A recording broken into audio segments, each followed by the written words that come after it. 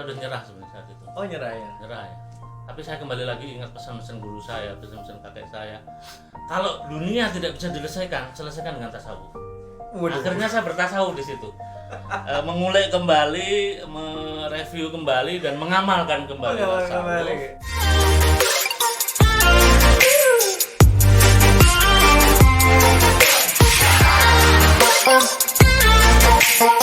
Assalamualaikum warahmatullahi wabarakatuh. Kembali lagi di konten Seingat Saya. Kenapa? Karena di setiap ingatan banyak harapan. Hari ini spesial sekali ya. Bahkan saya sampai apa yang disebutnya? Sedikit nervous ya. Bukan sedikit, banyak sekali nervousnya ya. Biasanya saya langsung bercanda ketika mulai, ini saya mulai nervous ini. Kenapa? Karena hari ini saya kedatangan satu tokoh yang saya kagumi dari dulu. Jadi kalau dulu saya melihat orang ini hanya di pengajian-pengajian, saya sebagai peserta, tapi ternyata sekarang ada di Alala sebagai tamu Alala. Ini dia Gus Pram, tepuk tangan untuk Gus Pram. Apa kabarnya Gus? Alhamdulillah, binikmatillah. Alhamdulillah ya Gus ya. Ini Alala dan saya pribadi berterima kasih sekali Ya, Gus Pram sama-sama. bisa berkenan hadir ke sini. Ini episode yang saya yakin tidak terlupakan bagi saya dan menjadi momentum yang baik untuk Alala. Nah Gus, sebelum kita masuk ke yang pengen kita bahas nih, bocorannya ada di sini nih. Saya pengen disclaimer dulu ke teman-teman ya, buat yang belum vaksin, mangga lah cepet vaksin gitu ya. Saya juga masih nyari-nyari sih booster yang ketiganya gitu ya. Tetap jaga kesehatan teman-teman, apalagi sekarang lagi musim hujan. Oke. Teman-teman, saya sekarang lagi sama Gus Pram. Sebelum saya masuk ke buku yang ada di sini, saya pengen nyari pembenaran dulu tentang nama Alala. Karena waktu di sosialisasi beasiswa di Rusia, saya mendengar beliau mengucapkan juga ternyata tentang Alala. Betul ya Gus ya? Betul sekali. Boleh tahu gak Gus ini mencari pembenaran nih. Alala ini sebenarnya nama yang oke atau enggak sebenarnya Gus? Ya, bismillahirrahmanirrahim. Assalamualaikum warahmatullahi wabarakatuh. Masalah. Saya langsung ke konteks hal yang kita diskusikan. Jadi Alala ini kan sebenarnya kalau menurut pemahaman saya ini adalah muqaddimah dari taklim ta'limin. Betul. Jadi taklim ta'limin itu adalah sebuah formula yang diajarkan oleh baginda Rasulullah kepada para sahabat-sahabatnya, dan terakhir itu dinazomkan oleh Syekh Ad-Darnuzi, yaitu dalam Nazom Ilmi Ad-Darnuzi. Kurang lebih syairnya seperti ini ya. Alala tanalul ilma illa bisitatin saumbika an majmu'i habibayani zukain wa hirsin wa istibarin wa bulgotin wa irsyadi ustadi wa tulli zamani anil mali la tas'al wa syal'an qorinihin fa inka qorin nabil mun qorini yahtadi wa inka nadha sarib wa jannibu suratan in kana za khairin mun qorini yahtadi. Jadi kurang lebih ada 6 hal untuk sukses dalam menuntut ilmu. 6 hal untuk 6 sukses hal. menuntut ilmu. Jadi pintu gerbangnya nih ya Alala ini. Jadi aku yakin insya Allah Alala ini akan menjadi sebuah komunitas atau sebuah bidang usaha atau apapun itu yang membuka keberkahan. Amin, ya Allah. Dan tadi 6 syarat ya Gus ya. 6 syarat ya. Salah satunya tuh biasanya yang sekarang jarang dianggap sama teman-teman yang lagi belajar adalah waktu yang cukup panjang ya Gus. Waktu yang cukup panjang, nggak boleh dibatasi oleh Nggak waktu. boleh. Oh, Jadi iya, dalam iya, menuntut iya. ilmu itu nggak boleh dibatasi waktu. Karena ambil contoh aja sahabat Abu Hurairah ya, beliau itu menuntut ilmu dalam konteks yang terlambat, 30 tahun baru menuntut ilmu. Wah, 30 tahun 30 baru. tahun. Tapi karena 6 langkah ini dijalankan oleh Abu Hurairah, makanya beliau adalah salah satu sahabat yang paling banyak hafalan. Paling banyak hadisnya. hafalannya. Oh, iya. Jadi teman-teman nih yang seringnya malah pengennya instan ya kan, mulai sekarang ayolah pelan-pelan, tapi jangan juga nyerah ya Gus ya, walaupun Betul. udah umur misalkan kayak saya itu tetap belajar teman-teman ya, jadi semangat. Yang mudah-mudahan sesuai dengan namanya ya, ini Amin, bisa amin, mencari amin, keberkahan amin. dari ilmu. Amin ya rabbal alamin. Oke guys, terima kasih nih saya mendapat pembenaran dan backup atas nama Alala nih sekarang. Ini kebenaran tertinggi karena maksudnya paling tinggi. Kalau udah Alala itu membuka pintu gerbang keberkahan. Masya Allah. Amin. Nah, Gus, sekarang kita penasaran nih sebenarnya nih sama Gus. Ini mungkin orang-orang taunya instruktur gitu ya, instruktur kalau saya dengarnya sih instruktur PKPNU ya kan. Ada juga katanya Rois Am atau Rois Syuriah ya? Rois Syuriah. Rois Kalau Syuriah. Rois Am cuma satu ya. Oh, Rois Syuriah di Frio ya kan, Iya. PCI gitu. Terus banyak hal lagi, tapi masih sedikit menurut saya yang membuka nih, membedah Gus Pram ini dari mulai nolnya nih Gus nih. Kalau boleh tahu, Gus ini emang dulunya itu sekolahnya emang di teknik ya Gus ya? Iya betul. Di mana itu Gus kalau boleh tahu? Saya S1 di Malang ya, jurusan Di teknik Malang. mesin, S2-nya ke jurusan teknik metalurgi, S3-nya lanjut lagi ke metalurgi juga. Oh, jadi di S2-nya baru metalurgi. Baru metalurgi. Karena memang metalurgi itu lahir dari teknik mesin. Ada dua ya, metalurgi itu ada yang lahir dari teknik mesin, ada yang lahir dari teknik kimia, ada yang dari pertambangan.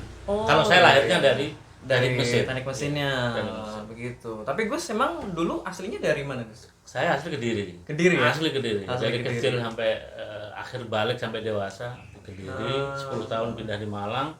3 tahun di Jakarta di Cikini ngajar di Universitas Bung Karno yang terkenal dengan tawurannya itu. Iya, iya. Saya pernah nazar kalau Bung Karno udah nggak tawuran, saya akan pindah. Ternyata bener. 1 semester sebelum itu kan udah reda tawuran. Saya pindah ke Untirta. Pindah ke Untirta. Bersyukur sekali nih Untirta sekarang punya Gus Pram ini. Tapi dulu semenjak sebelum kuliah dulu sempat mondok-mondok Iya, gitu kan? alhamdulillah saya mondok pertama di Salaf itu di pesantren Al Ikhlas, pimpinan Kiai Sulaman, terus langsung ke pendidikan tarekat ya. Waduh. Jadi menjelang akhir balik itu saya udah mulai belajar bertarekat gitu di pesantren Al Insan Kiai Muhammad Toha di Gedang Sewu, Pare Kediri. Itu disuruh orang tua apa milih sendiri Gus langsung Karena ke tarekat? kebanyakan latar belakang keluarga saya secara struktural kan secara kultural ya, itu kan Nahdliyah ya. Kebanyakan memang menyelesaikan tarekat. Wow. Jadi pendidikan tasawuf lah, tasawuf tingkat dasar lah. Kebanyakan. Mulai dari kakek nenek saya termasuk ibu saya, kecuali bapak saya enggak. Bapak saya enggak, belum sempat. Berarti ini kita juga bisa belajar nih tentang tasawuf karena beberapa kontennya Alala nih di YouTube kita juga sedikit bahas-bahas tentang sufisme biasanya Gus, kayak zikir segala macam gitu ya. Bahkan kemarin ada yang protes nih di YouTube-nya Neogo gara-gara saya ngutip kata-katanya Rumi. Katanya para pembaca Al-Quran dikutuk oleh Al-Quran itu sendiri. Gitu. Banyak yang salah persepsi, akhirnya saya diprotes. Cuma serunya di situ ya Gus ya. Kalau sufisme banyak makna yang bisa didalami. Nah, di riset-risetnya Gus ini yang bikin saya penasaran dan menohok adalah ketika saya dengar ternyata Gus ini bukan master ya, doktoralnya ya? Ya. Doktornya di luar ya Gus ya? Di luar. Di Rusia. Tallinn University of Technology. Oh, dan jurusannya emang tadi ya, teknik metalurgi material. Material. Hasilnya adalah Gus ini kalau tidak salah membahas juga tentang apa tuh Gus? Pedang-pedangan nggak Gus? Bener nggak? Iya, Kalau betul. Bener Gus ya? Iya. Bisa dijelasin ya Gus? Jadi ceritanya itu sebenarnya ini ada hubungannya dengan tasawuf ini. Aduh. Ketika saya udah stuck dengan sebuah riset di mana pressing maupun tekanan dari pembimbing sangat tinggi, saya udah nyerah sebenarnya saat itu. Oh nyerah ya? Nyerah ya. Tapi saya kembali lagi ingat pesan-pesan guru saya, pesan-pesan kakek saya. Kalau dunia tidak bisa selesaikan dengan tasawuf. Waduh. Akhirnya saya bertasawuf di situ. Mengulik kembali, mereview kembali dan mengamalkan kembali tasawuf. Dan ada jalan. Ini benar. Jadi alhamdulillah saya tuh pengen bermimpi ketemu Rasulullah. Pengen banget. Iya. Cuma nggak pernah kesampaian. Tapi alhamdulillah saya ketemu dengan sosok yang itu merupakan Sayyidina Ali. Oh. Jadi Sayyidina Ali itu jadi saya nggak melihat wajahnya, cuma ada suaranya bahwa kalau kamu ingin menemukan jalan kebenaran, coba kamu ke Finlandia. Ke Finlandia. Ke Finlandia. Jadi ternyata di Finlandia saya didaulat atau diundang ngisi ceramah atau ngisi pengajian ataupun biasanya kalau ada Idul Fitri Idul Adha. Iya. Nah di sana ternyata itu ada dorongan saya untuk membentuk PCNU Freu. Oh, Disitulah pada saat itu. pada saat itu. Jadi saya keliling ke Finlandia, ke Swedia, ke beberapa negara untuk menyatukan jamaah-jamaah yang tergabung dari pengajian yang Pengajian yang yang ada beda-beda gitu ya. gitu ya. Kita kumpulkan jadi PCIN Freo, Federasi Rusia dan Eropa Utara. Eropa Utara. Itu berkarya. Berarti itu titik awalnya berarti. Titik Gus, ya? awalnya di sana. Ternyata ini ya. Ternyata ini yang buat ya. Nah, dari situ berarti kegiatannya udah mulai aktif tuh Gus. Iya, Ada- pengajian ada banyak kan pengajian. online ya, karena jarak kita kan jauh-jauh ya di Swedia, Finland. Oh, kalau dulu Moskow. sebelum ada Covid udah zaman bisa online ya Oh, Gus, ya? bisa online. Pakai Hangout. Pakai Hangout. Oh, iya pakai Hangout Hangout ya. ya. Zaman dulu udah seru tuh Iya. teman-teman. Sudah ada ya. Kita baru nyobain. Zoom belum ada, Zoom Jimit belum ada, belum ada. Belum Zoom ada. Jimit. Pakai Hangout ya. Pakai Hangout. Berarti Gus udah terbiasa tuh ya pakai gitu-gitu Ya, ya. Udah nggak alhamdulillah kaget. sudah terbiasa. Nah, itu yang tentang tadi risetnya. Iya, hasil pedang ya. pedang Jadi itu sebenarnya gini, saya itu mengerjakan metode Safer Plastic Deformation, yang mana metode itu adalah metode pembaruan dari tokoh ilmuwan Rusia namanya Vladimir Segal, Oke, oke. yang diturunkan ke Ruslan Valib muridnya. Mm. Ternyata setelah ditelusuri, ternyata sanad induk 3 metode itu pertama kali adalah inisiasi dari pembuatan pedang Zulfikar. Oh, pembuatan Jadi- pedangnya. Iya, jadi gini, pedang Zulfikar itu adalah 2 plat yang ditumpuk, Ditumpuk ya kayak. nah, kemudian dikasih tegangan. Hmm. Ada 2 hal, kalau tegangan itu tekan, maka dia akan simetris lurus. Oh. Yang kedua, kalau dia roll ini kan bebannya sentrifugal sentripetal ya. Oke, oke, oke. Maka dia akan berbelok, Akan berbelok ya. Nah, ini bukti bahwa secara metodologis belokan inilah sebenarnya dilakukan oleh saat itu Khabbab bin Art sama Salman Al-Farisi. Nah, Iya, iya, 3 abad berikutnya itu disempurnakan oleh Ibnu Ishaq Al-Kindi yang membuat pedangnya Khalifah Salahuddin Al-Ayyubi. Oke, oke. Dan disitulah ditemukan teknologi nano. Teknologi nano Teknologi itu ya. nano. Dan itu dibenarkan oleh 2 profesor. Yang pertama dari Jerman, ada Profesor Faber Fadler. Hah? Yang kedua adalah Flameng Gengo, jadi profesor dari USA. USA. 2 profesor ini, kalau yang dari USA saya email iseng-iseng lah, nggak dibales ya. Kalau yang dari Faber Fadler dibales. Dibalas. Dan benar itu memang ada hubungannya dengan penekanan plat. Dia mengamini gitu. Ya? Mengamini ya. Cuman patennya itu ditemukan oleh Profesor Nubiruti Suji. Tuh. Itu Ada paten itu tadi. Jadi yang pedang Sayyidina Ali itu teknologinya namanya akumulatif roll bonding. Oh. Itu sebenarnya kalau kita mau bicara sanad, itu sanadnya ke Sayyidina Ali. Sampai ke Sayyidina Ali ya. Pedang Zulfikar Luar tadi. biasa. Itu gimana awalnya bisa mikirin pedang gitu? Saya nggak terpikir. Jadi saya itu ya tadi itu saya bilang ya, Iya, ketika saya benar. stuck dengan keilmuan, kan saya dengar pesan guru-guru saya, kakek saya, kalau kamu nggak bisa menyelesaikan dunia, selesaikan dengan tarekat. Dengan tarekat. Ternyata selesai masalahnya dan saya lulus di wisuda. Ya mohon maaf tanpa bermaksud ria ya, teman-teman yang belum lulus saat itu banyak banget. Banyak ya? Lulusan kedua setelah mahasiswa Kanada. Oh. Jadi saat itu yang lulus itu orang Kanada teman saya, yang kedua saya. Yang lain belum lulus. Yang lain belum Yang lulus. jauh lebih pintar dari saya juga banyak yang belum lulus gitu. Kadang-kadang memang seperti itu teman-teman. Selesaikan dengan tasawuf ini saya baru dengar ini dan ternyata kadang kala memang begitu Gus. Betul, Saya betul. ketika aduh mumet ya nggak beres-beres cara ini selesaikan dengan tasawuf. Kadang-kadang langsung ketemu jalannya. Betul. Ya, ya, Bener. ya. Boleh dicoba ya teman-teman. Boleh dicoba. Nah berkaitan dengan riset itu juga Ya. dengan ilmu pengetahuan ya Gus ya. Kan sekarang juga sebenarnya banyak yang minder ya Gus ya, bukan minder. Lebih ke menganggap ya kalau ilmu pengetahuan ilmu aja. Kalau belajar keislaman aja. Nggak bisa ini disatu-satuin ini. Ya, ini juga kita mulai bahas nih masuk ke buku yang ada di sini. Buku Perkembangan Ilmu Pengetahuan dan Teknologi dalam Perspektif Islam. Nah, saya sudah baca bagian sininya karena baru dikasih sekarang. Boleh izin buka ya, Boleh, Gus ya? boleh. Nanti sambil minta tanda tangannya. Iya. Nah, ini Gus, ini apakah sesuai dengan yang saya bilang tadi, Gus, bahwa yang mengatakan ini harus dipisah Islam sama ilmu Iya. pengetahuan, gitu Iya. nggak, Gus? Ya. Jadi sebenarnya antara ilmu pengetahuan dan Islam ini satu kesatuan yang tidak bisa dipisahkan. Tidak bisa dipisahkan. Semua ilmu itu adalah Islam.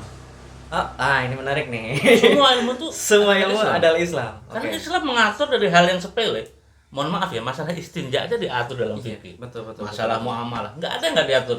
Semuanya diatur. Semuanya diatur. Semuanya diatur. Hmm. Sehingga apalagi ilmu Apalagi ilmu yang yang konteksnya adalah besar betul, sekali. ya. betul. Itu diatur dalam. dalam Islam tentunya. Boleh bantu ngopi? Nah,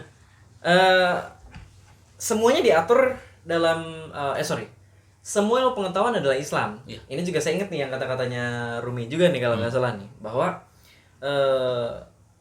semua ilmu itu kan kadang-kadang ada yang misalnya gini, enggak, kalau nggak ada di Al-Quran itu tidak bisa. Oke. Bukan ilmu Islam. Itu gimana guys pandangannya? Ya, jadi ini loh, dalam berislam kita tidak hanya memegang Al-Quran dan Sunnah aja. Oke. Kita juga perlu ijma dan ijma ulama. Oh, ya. Karena ulama ini adalah pewaris para nabi dan rasul. Buat teman-teman yang belum tahu nih, ijma itu kayak gimana Gus? Ijma itu adalah pemikiran seorang yang ahli di bidangnya. Oke. Jadi dalam Quran surat Al-Had ayat 54 dijelaskan Bismillahirrahmanirrahim bali ya'lamal ladzina utul ilma anal haqqu min rabbik fayu'minu bihi fathubbita lahu qulubuhum wa innallaha lahadzil ladzina amanu ila siratal mustaqim. Kebenaran itu terdapat pada orang-orang yang berilmu. Barang siapa orang-orang yang berilmu menyandarkan keilmuannya pada Al-Quran, maka Allah menunjukkan jalan lurus dalam menuju kebenaran. Siratal mustaqim. Jadi prinsip kebenaran itu adalah ada orang yang berilmu itu dalam konteks ini adalah ulama. Benar. Kalau masalah fikih, masalah hadis atau masalah kehidupan atau masalah teknologi, termasuk kita ini juga ulama yang bergelut di bidang ilmu. Di bidangnya masing-masing. Bidangnya masing-masing. Jadi ilmu teknik, ilmu ekonomi, sama ya Gus ya? Sama. Itu juga ilmu yang dari Allah ya Gus ya. Nah, berkaitan sama buku ini nih Gus nih. Ini membahas banyak tentang apa Gus? Karena dari covernya aja udah menarik nih, tentang banyak fenomena-fenomena dunia sepertinya. Ya, jadi ini juga sekaligus pengen meluruskan sejarah lahirnya keilmuan ya. Jadi keilmuan itu sebenarnya dibawa oleh para rasul, Oleh para rasul. nabi, Oke. yang mana di situ konteksnya untuk merubah peradaban. Merubah peradaban. Satu hal yang harus dipahami bahwa semua rasul, semua nabi itu adalah orang-orang pilihan yang memiliki kecerdasan psikomotorik, kecerdasan intelektual, semuanya di atas rata-rata. Oh, semuanya di atas Semuanya di atas rata-rata. rata-rata. Oke, Kalau oke. kita bilang misalnya Nabi Yusuf itu kan ahli ekonomi. Ahli ekonomi Gus. Ahli ekonomi. Nabi Musa. Nabi Musa. Nabi Musa itu kalau sekarang ini mungkin lebih ke mujarobat ya. Apa Mujarobat itu ya bagaimana menyembuhkan orang. Oh iya. Nah, itu hampir mirip dengan Nabi Isa. Oke. Nabi iya. Nuh itu adalah teknologi kapal, pesawat laut. Oh, iya juga Gus ya. Iya. Dan sumber semua keilmuan itu ada di Nabi Muhammad. Ada di baginda Rasulullah. Apa yang tidak ada di sana? Teknologi misalnya terkait dengan pedang, teknologi metalurgi, itu murid-muridnya. Khabar bin Ad, Salman Al-Farisi. Kalau masalah pesawat, itu Abbas bin Firnas. Itu termasuk sanad keilmuan ada pada Muhammad Nabi Al-Nabi. Muhammad ya Allah. Ya. Muhammad Al-Nabi ini adalah putra Sayyidina Ali yang punya murid sampai sana nyambung ke Abbas bin Firnas. Jadi puncaknya saat itu adalah di Khalifah Harun Al-Rasyid. Jadi puncak keilmuan itu di sana, semua ada di kupas Semua di di sini. sini ya, di kupasnya. Semua kupas. Cuman bukan, saya pernah sih di bukunya yang di Monas siapa Gus ya namanya? Di Monash University. Oh, Gus Nadir ya. Gus Nadir. Gus Nadir juga di bukunya itu di apa namanya ya? Ada dua sih di sini. Khilafah, tentang kekhilafahan. Itu juga ada sempat di satu kekhilafahan itu bukan terhenti ya, mulai berkurang ilmu-ilmu teknologi yang ada. Betul nggak Gus? Betul. Kenapa Gus bisa seperti itu? Salah satunya ini harus difahami bahwa kenapa keilmuan sains itu berhenti, karena umat Islam terpecah belah. Salah satunya ada banyak firqah kan ya. yang Oke. terpecah.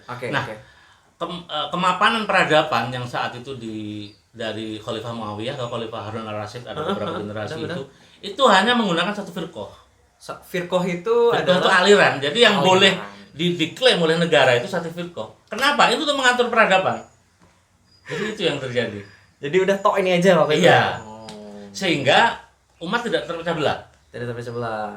Oke. Nah, satu hal ini yang menarik, Imam Syafi'i, mazhab Imam Syafi'i itu pernah memfatwakan haram hukumnya riset. Meneliti itu haram menurut ijtihad Imam Syafi'i. Kenapa? Karena meriset itu kan menciptakan. Menurut pemahaman Imam Syafi'i, pada saat itu menciptakan itu ya hak prerogatif Allah. Manusia nggak bisa menciptakan.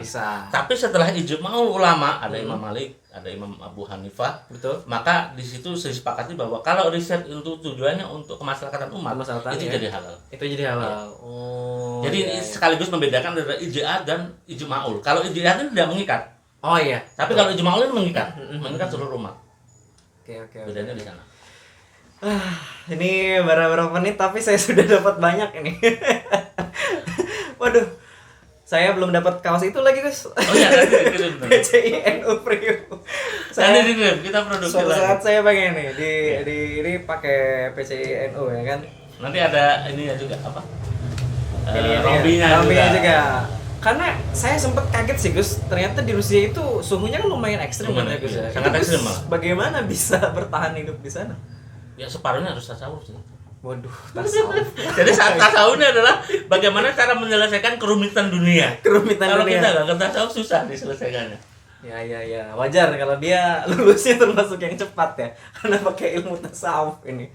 Nah, Gus, Ya. ada hal yang menarik lagi nggak yang mungkin jarang dibahas banget gitu loh di buku-buku lain dan ada di sini gitu loh, Gus. Ini emang pengalaman Gus sendiri atau emang dari hasil riset-riset orang lain juga yang Gus masukin ke sini? Iya, jadi ini kenapa hadir buku ini itu karena itu hasil diskusi saya dengan Mufti Murad. Jadi Mufti Murad itu adalah salah satu ulama di Rusia bagian sebelah riba Eropa itu ya, sama Mufti Irdar Muhammadsin. Jadi beliau berpesan jangan sampai kamu pulang nanti itu membawa kesalah tafsiran dalam keilmuan yang kamu jalani gitu. Pesan beliau begitu. Makanya hadirlah buku ini. Jadi buku ini tuh 3,5 tahun.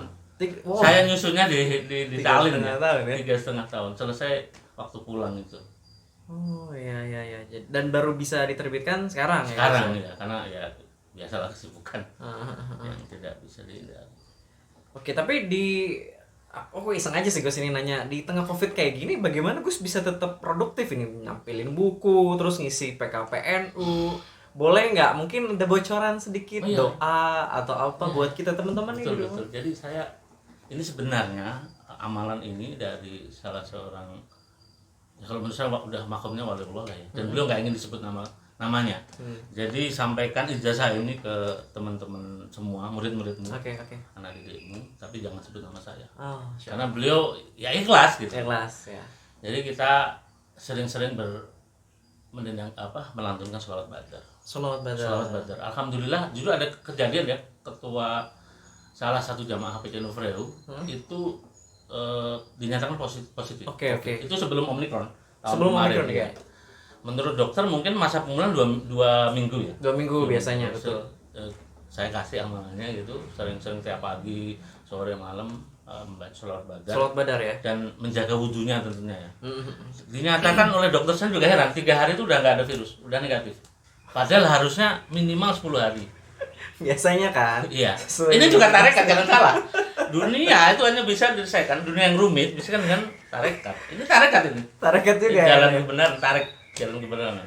Ini pasti banyak teman-teman juga yang mulai karena ini ayo dong bahas tarekat lebih banyak lagi setelah episode ini.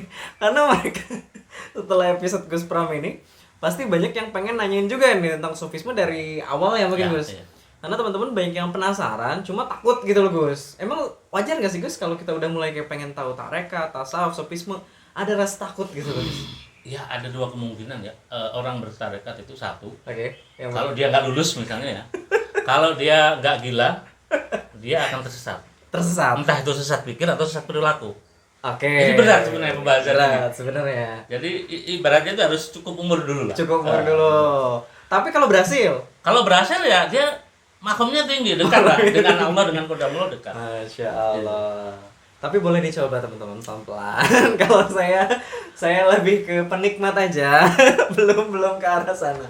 Tapi mudah-mudahan Gus bisa berbagi nanti yang Amin. depan. Insyaallah. Oke Gus. Buku ini bisa nggak Gus teman-teman yang di rumah dapetin bukunya kalau mereka pengen dapetin ini Gus? Iya.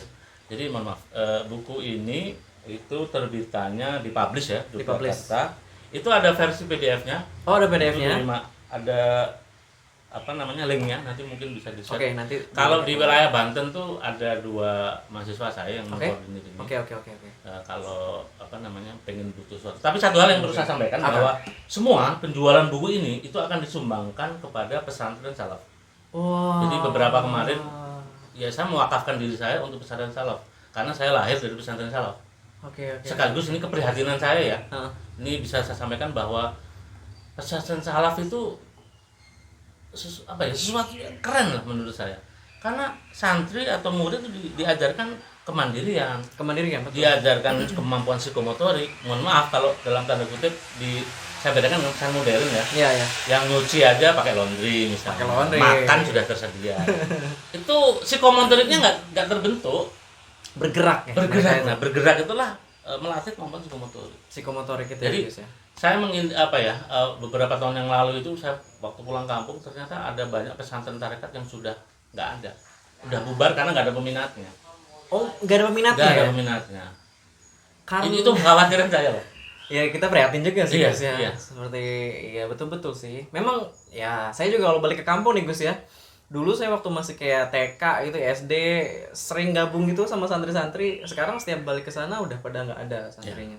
Ini juga jadi keprihatinan kita. Jadi hasil penjualannya Hasil semuanya disumbangkan. semuanya Iya. akan disumbangkan ke pesantren salaf semuanya ya, Betul. teman-teman ya. Oh, berarti dari ilmu hasil tulisan untuk teman-teman yang sedang mencari ilmu juga. Ya betul. Wah. Karena kalau saya mengkomersilkan buku ini itu bertentangan dengan taklim muta'alimin.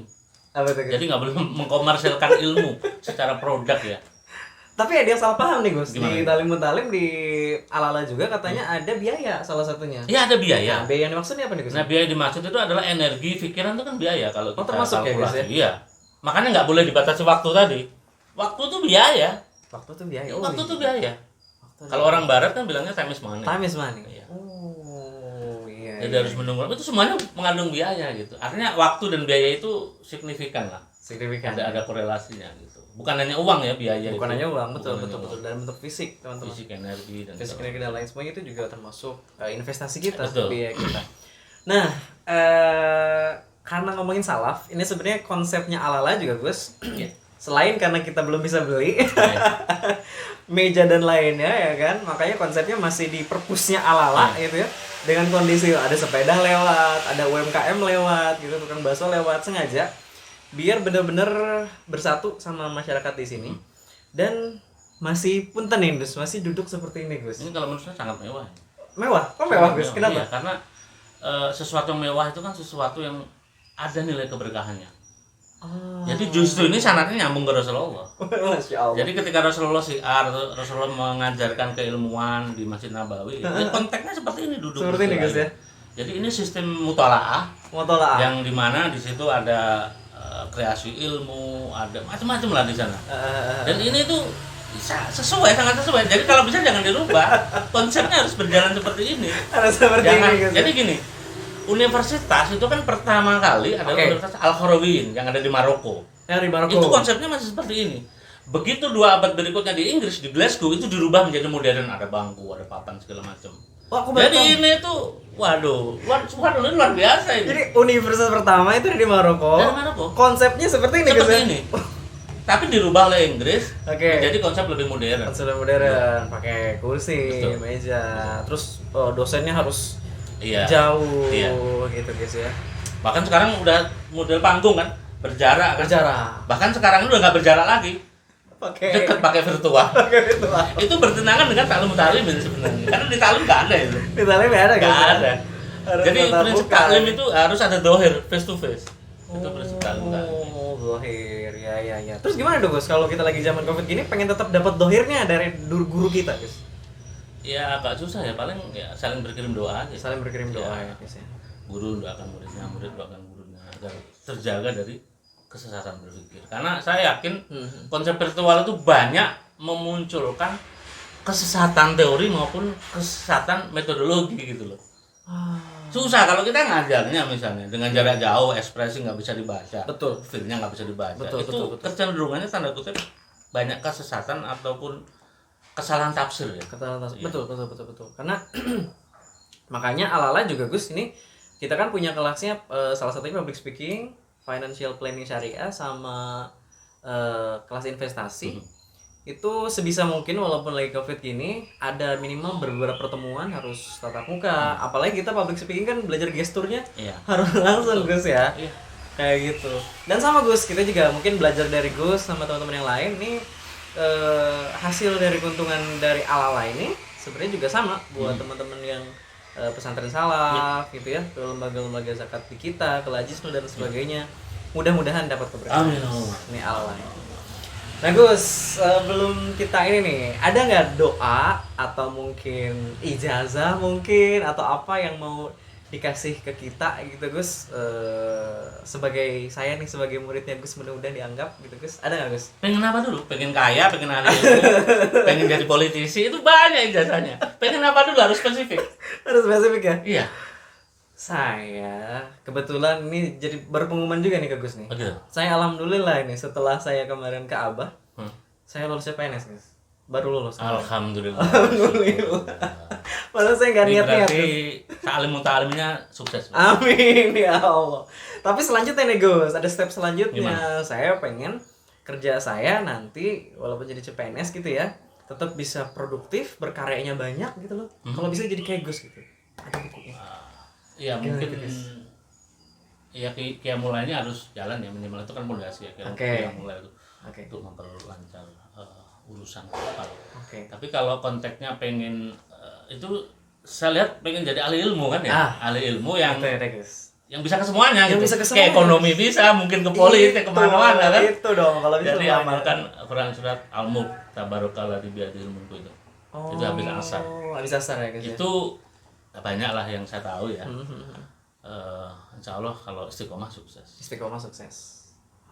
Oke, Insya Allah dapat istiqomah lagi. sukses. Karena ada menteri 2 periode yang juga mengamalkan itu. Gurunya bilang juga ke saya gitu, bahwa beliau mengamalkan itu gitu.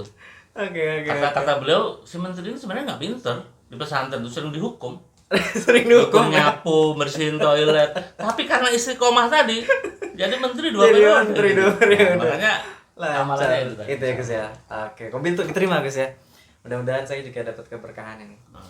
Oke Gus, banyak banget yang udah kita bahas. Mungkin nggak bakal habis nih kita bahas dalam satu episode ini. Saya pengennya sih ada episode kedua di mana saya langsung ke Gus Ya, kalau siap. bisa biar tadi Insya Allah. dapat keberkahannya lagi ya kan. Dan teman-teman pasti banyak yang penasaran, silakan teman-teman di kolom komentar atau di Instagramnya Denny Legowo juga silakan tanya aja kalau ada yang penasaran dengan tasawuf atau mungkin dengan Gus Pram. Kenapa? Karena ada beberapa pertanyaan terbaik dari teman-teman semua, eksklusif akan langsung mendapatkan buku ini. Woi, ya kan? Buku ini langsung dari Gus Pram ini. Saya juga dapat satu dan nanti saya akan minta ditanda tangan langsung oleh Gusnya. Ah, Gus, saya boleh minta tanda tangannya dulu Boleh, Gus boleh. nih. Mudah-mudahan berkenan. Amin. Punten Gus. Ya.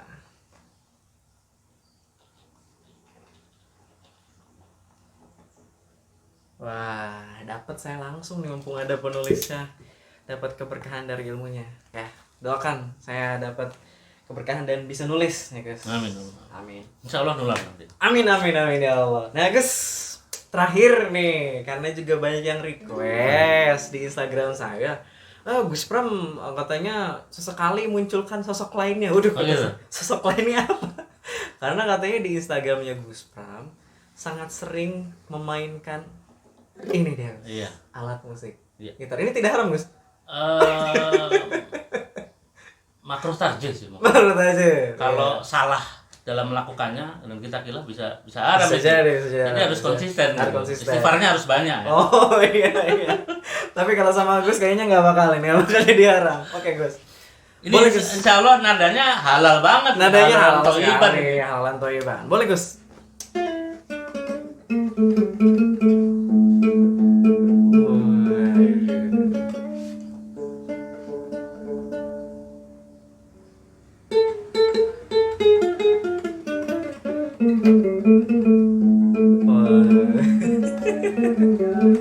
Masya Allah.